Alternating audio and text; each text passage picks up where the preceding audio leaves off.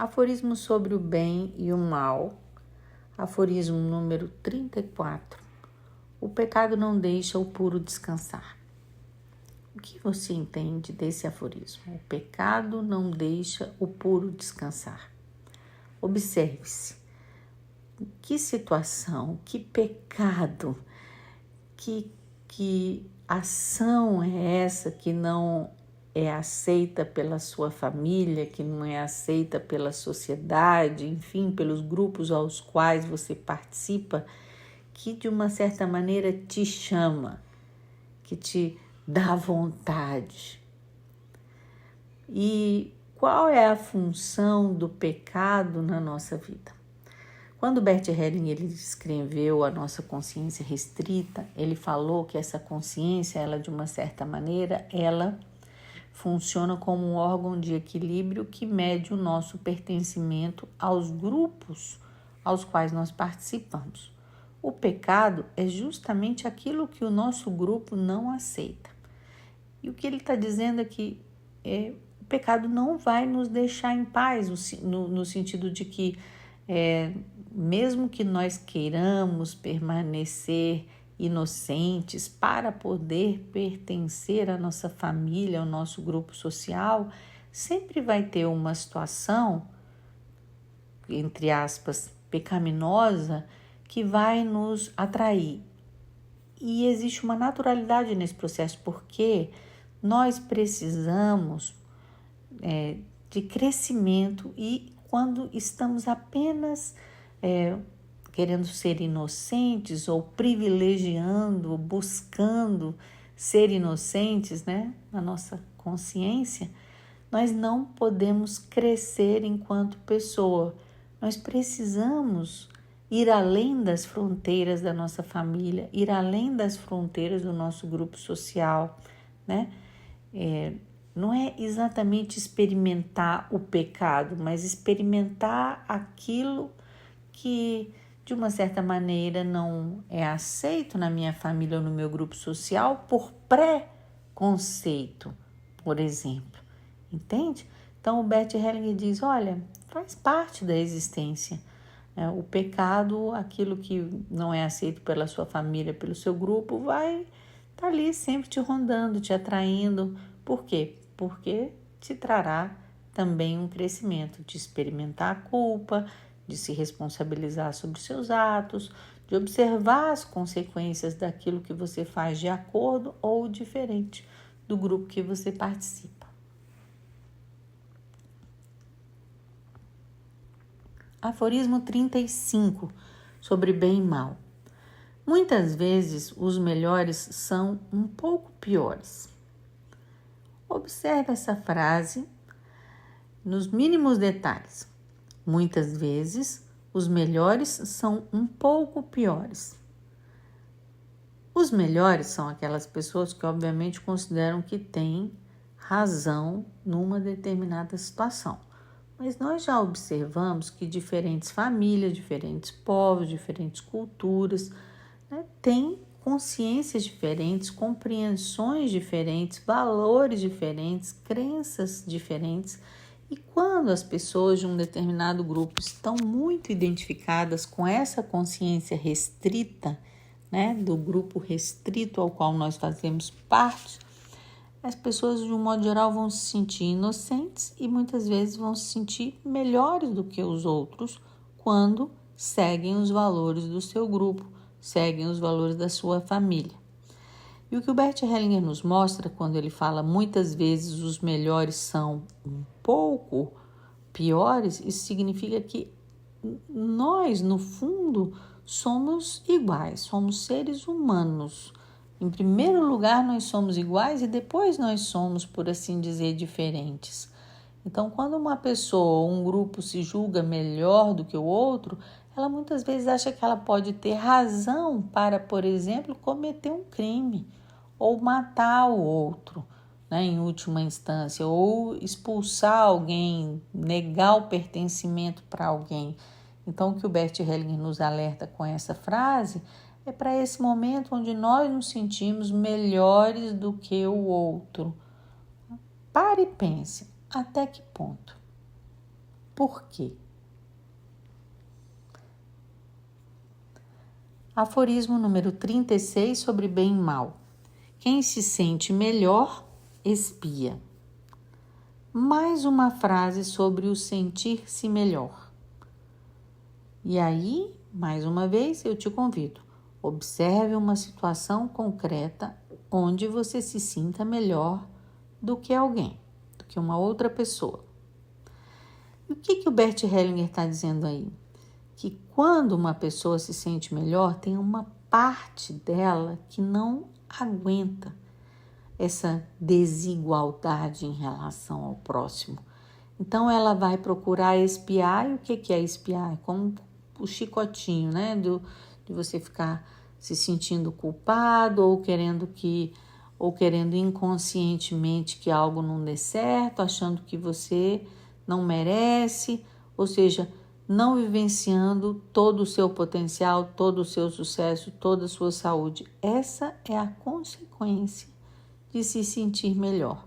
Ou seja, num nível profundo existe esse processo de expiação, porque a nossa alma por si só, ela não tolera essa desigualdade, esse se sentir superior ao próximo. Entendem? Então, é muito interessante o que esse aforismo nos mostra. Ele pode nos mostrar o caminho de, por exemplo, da constituição de uma doença, de um conflito, de um fracasso, né? Até que ponto que aquilo que eu estou experimentando não tem a ver com o fato de que nessa ou naquela situação eu me senti melhor, portanto com razão, portanto com mais direitos do que o outro. E às vezes inclusive com o direito de excluir e até o direito de matar. Entendem? Então o que o Bert Hellinger nos mostra é que esse sentimento de orgulho, de superioridade tem um outro lado da moeda que se revela, por exemplo, numa doença, num fracasso, numa dificuldade, porque inconscientemente a nossa alma não tolera esse lugar de orgulho. Aforismo número 37 sobre bem e mal. Penitência é egoísmo. Penitência é egoísmo, né? No aforismo anterior nós falamos sobre a expiação. Observe que área da sua vida ou em que momento da sua vida você sentiu como se você estivesse experimentando ou se punindo, experimentando esse sentimento de penitência ou mesmo se punindo. E por que esse ato de penitência, né, essa autopunição é um egoísmo?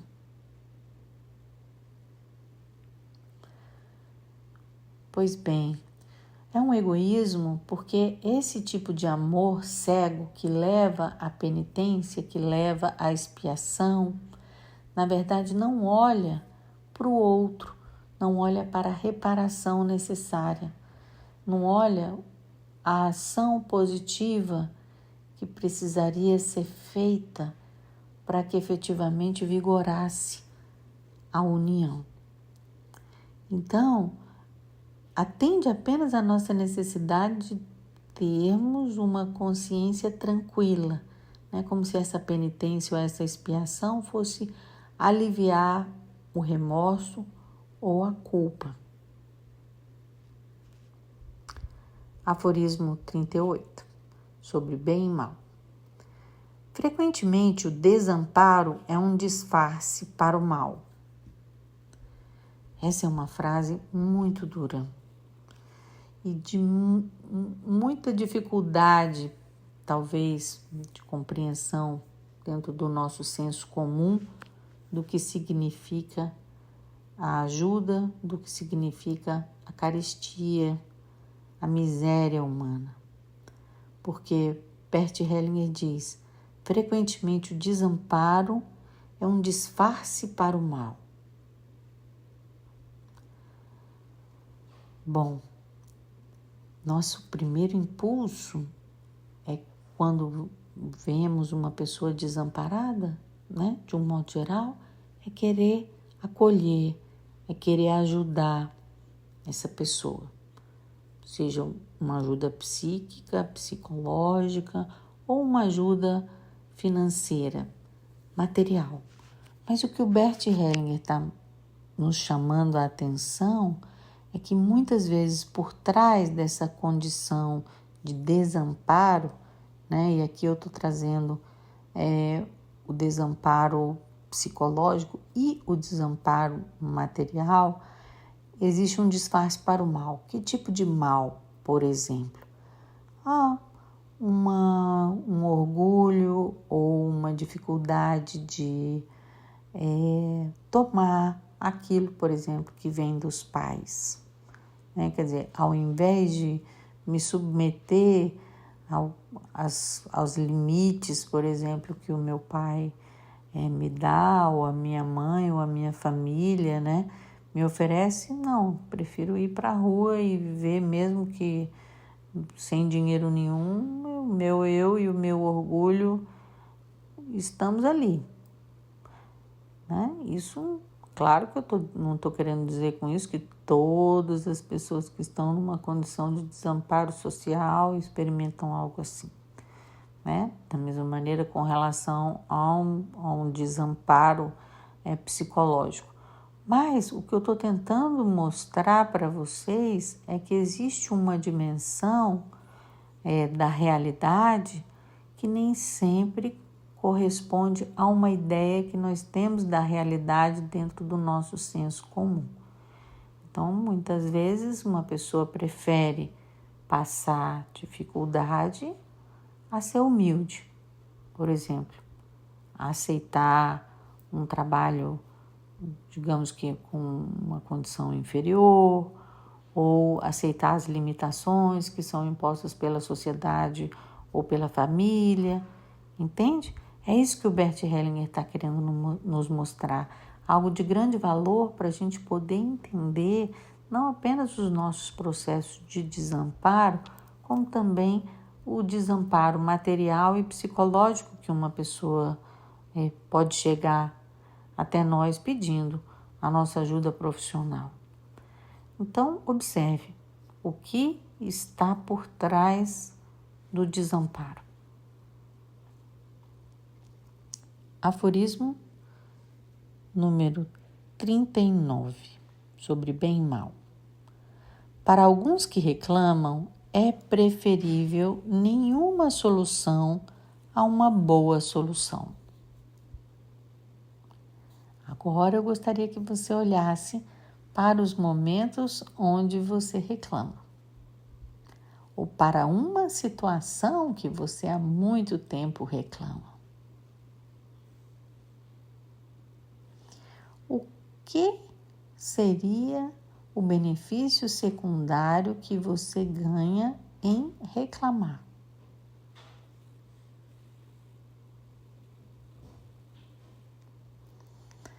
O que o Bert Hellinger está nos mostrando nesta frase é exatamente esse benefício secundário que uma pessoa ganha numa situação onde ela reclama e, portanto, ela se coloca numa posição de vítima, né?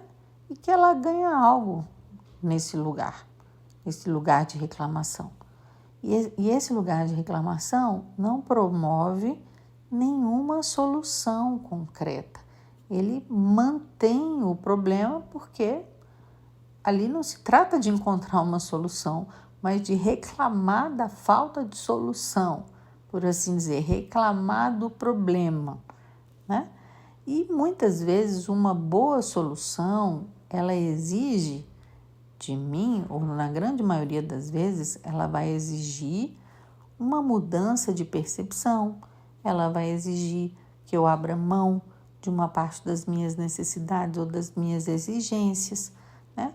Ou que eu abra mão da minha reclamação. Então, essa frase nos relembra sobre isso, sobre o benefício secundário que pode advir da reclamação, né? E daquilo que nos custa uma boa solução.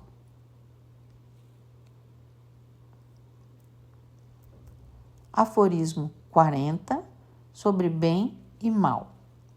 Superar, às vezes, significa vingar-se mutuamente. E agora? Sobre o que Bert Hellinger está falando?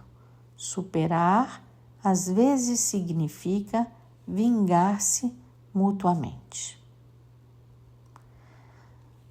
Eu vou trazer, para poder explicar esse exemplo, a situação de um relacionamento de casal. Então, por exemplo, o marido trai a mulher ou a mulher trai o marido. E o que significaria, no caso dessa situação, superar essa situação? O que seria superar?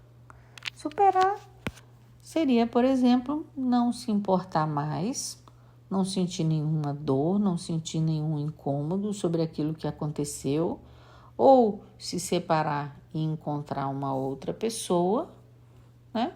Ou então dar o troco e continuar com essa pessoa, né? Que aí seria um pouco do que está dentro dessa frase. Superar, às vezes, significa vingar-se mutuamente, ou seja, entrar nesse jogo, nessa economia de troca do casal, nas trocas negativas, dá sempre um pouquinho menos com amor, um pouquinho menos com amor, né? Para que a gente possa chegar ali no 0 a 0 e começar a dar cada vez um pouquinho mais de coisa positiva e voltar numa espiral crescente, né, de amor, de harmonia, de completude dentro do casal.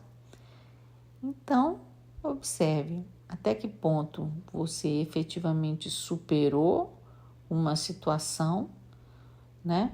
Se você conseguiu dar o troco e o efeito que esse troco teve na relação. Lembrando sempre de que naquilo que é bom, um pouquinho que é a mais, e naquilo que é ruim, um pouquinho menos com amor. Aforismo número 41, sobre bem e mal. Quem é contra algo está próximo deste. Esse é fácil, não? Porque quando uma pessoa está contra algo ou alguém, se encontra próxima desta coisa ou pessoa?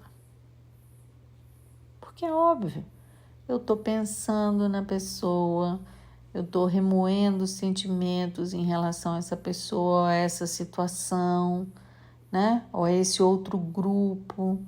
Então, quando eu me coloco contra, eu entro no jogo da polaridade. Sou eu e ele, ou nós e os outros.